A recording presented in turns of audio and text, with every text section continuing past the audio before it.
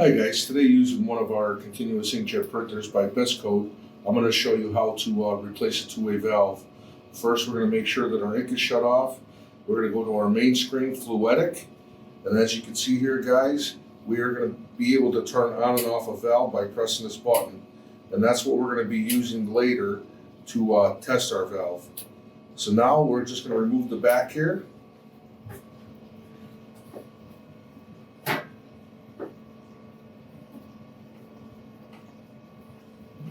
And with the back removed, you can see we have a whole bank full of valves here, two-way valves.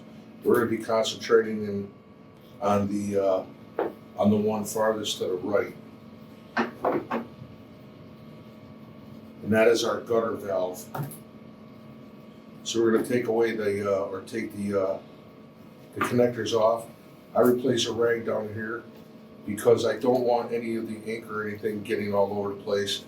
So now I'm just going to remove these two screws. And once they come loose, you're going to notice that ink is going to start spilling. Again, that's why I put the rags down.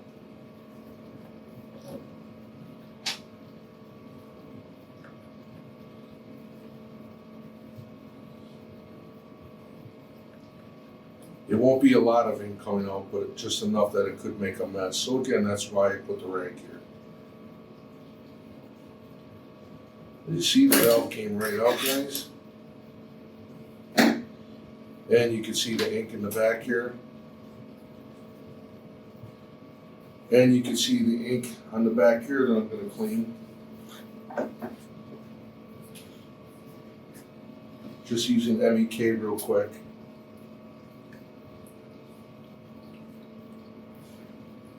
Now in testing this, you would not have to change this ring.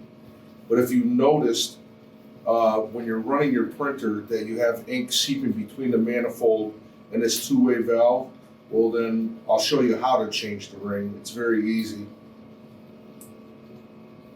Just take a flathead screwdriver, we'll pry it out a little bit. Just enough where we can grab it with our fingers.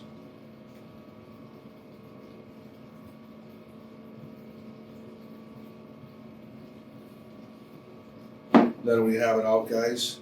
I'll grab a new one and I'll just place it in there. Again, it's not necessary when just doing a clean, but if you did see ink seeping from there, well, that's a good indication that we need to change this out. So you just press the fitting in like that. Very simple.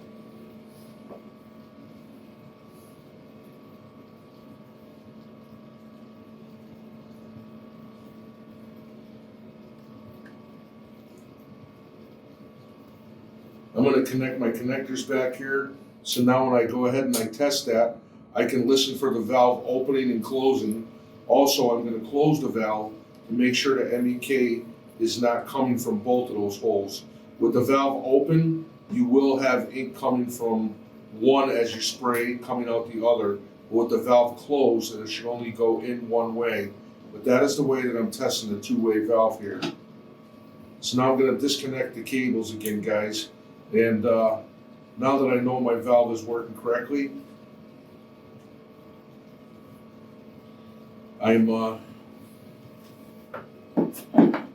to go ahead and just spray the back of this manifold a little bit. And again, try not to get MEK on any of those wires. The MEK is a very strong solvent and it will eat the coating right off those wires. And possibly leading to trouble that you don't want, like shorting out of wires. So with this all clean and my two-way valve tested, I'm going to go ahead and start screwing it in or reinstalling the two-way valve. So I'll just hand tighten one. I'll grab the other screw and I'll go ahead and screw it in with my Phillips screwdriver.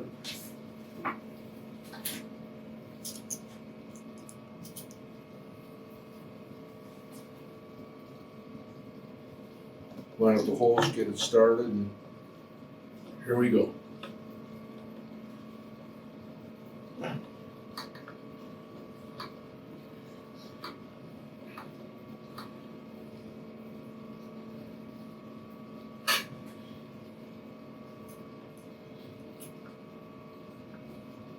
with my 2 screws firmly tight. I'm going to go ahead and put my connectors in next.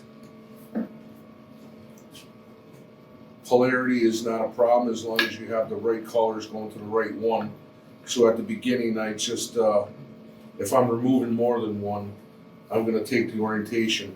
But that is how we're going to change out a 2-way valve in a continuous inkjet printer.